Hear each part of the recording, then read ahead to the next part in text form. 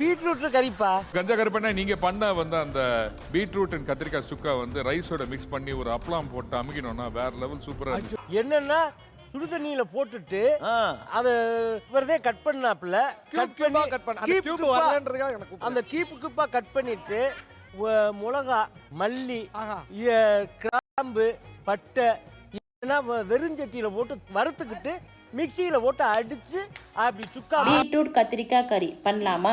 1 table spoon oil, கடுகு, 2 காஞ்ச மிளகாய், 1 கொத்து கருவேப்பிலை, 1 வெங்காயம், 1/2 ஸ்பூன் இஞ்சி பூண்டு பேஸ்ட் சேர்த்து 2 நிமிஷம் நல்லா வதக்கி எடுத்துக்கலாம்.